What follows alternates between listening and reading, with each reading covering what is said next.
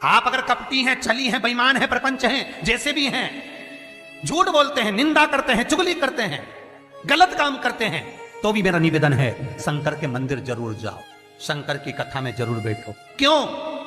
एक मंदिर के दरवाजे पर लिखा हुआ था, अगर आपका मन गंदा है तो मंदिर जरूर आना, मंदिर जरूर आना।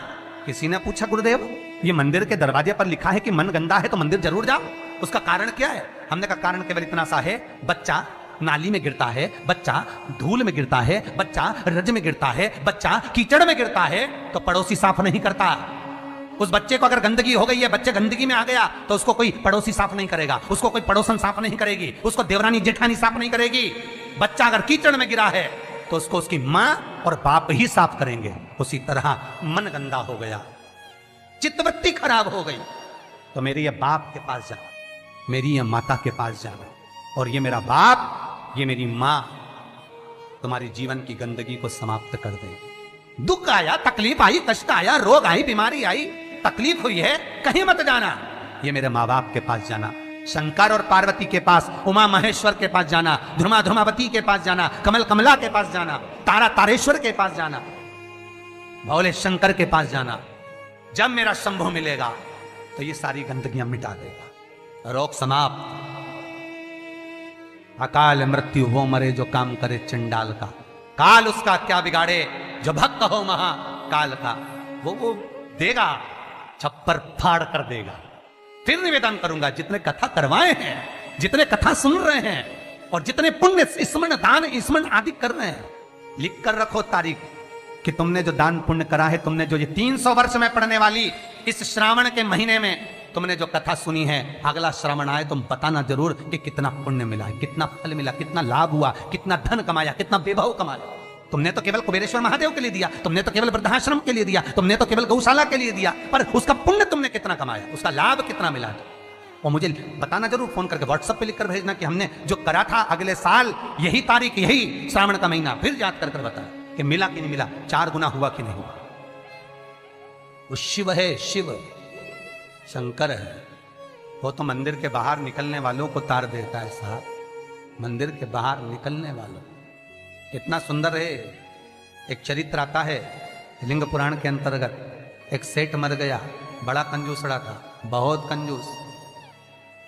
कभी जिंदगी में ना दान करा, ना पुण्य करा, ना सत्कर्म करा, ना भजन करा, ना कीर्तन करा।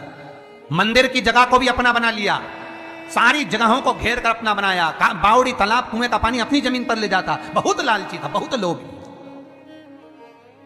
बहुत लोभी।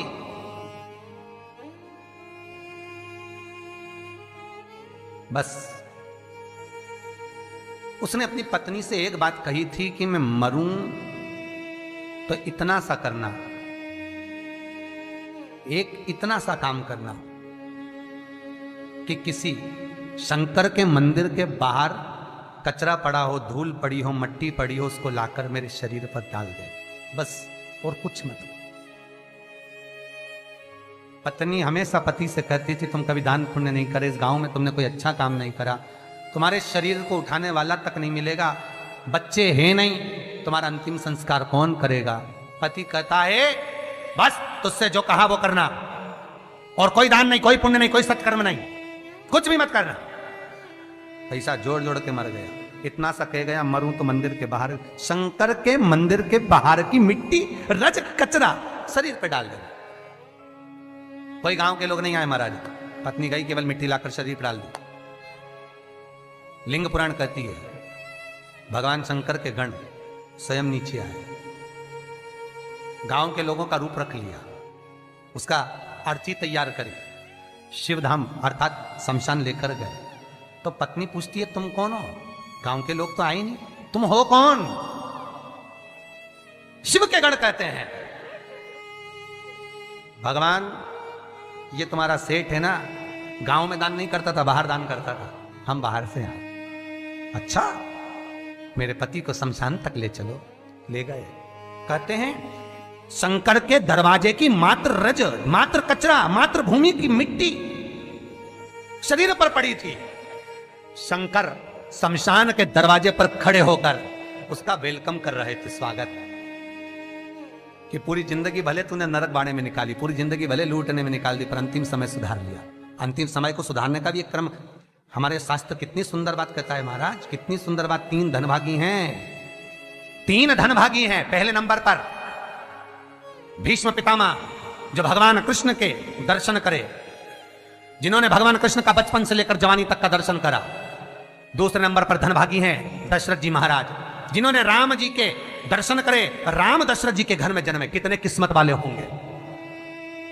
और तीसरे नंबर के किस्मत वाले धनभागी हैं गिद्धराज जटायु, जिन्होंने प्राणों को त्यागा तो राम जी की गोद में त्यागा। शास्त्र कहता है इन 3 धनभागियों में, इन 3 किस्मत वालों में भी प्रबल किस्मत वाला है गिद्धराज जटायु। क्यों? क्योंकि भीष्म पितामह के प्राण छूटे जब कृष्ण सामने नहीं थे। दशरथ जी के घर में भले राम जन्मे, पर दशरथ जी के प्राण छूटे तब राम सामने नहीं थे।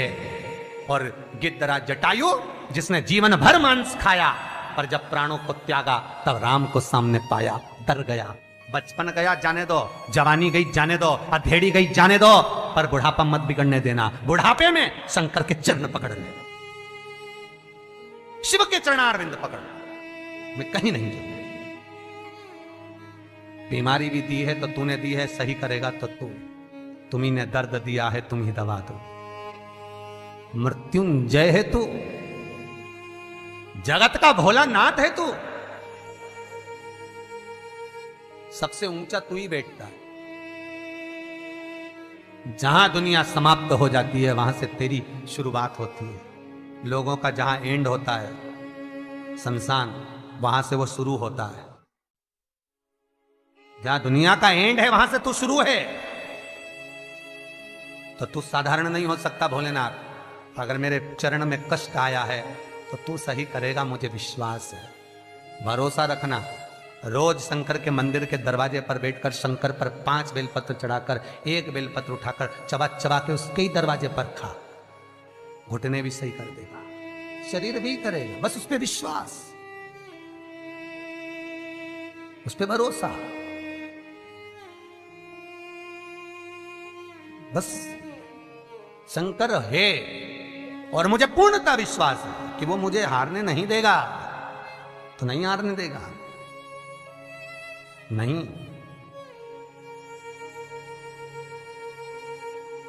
वो जीतने का लक्ष्य तत्व शिव ही दे सकता है, दूसरा नहीं। शंकर के सिवा कोई नहीं हो सकता महाराज।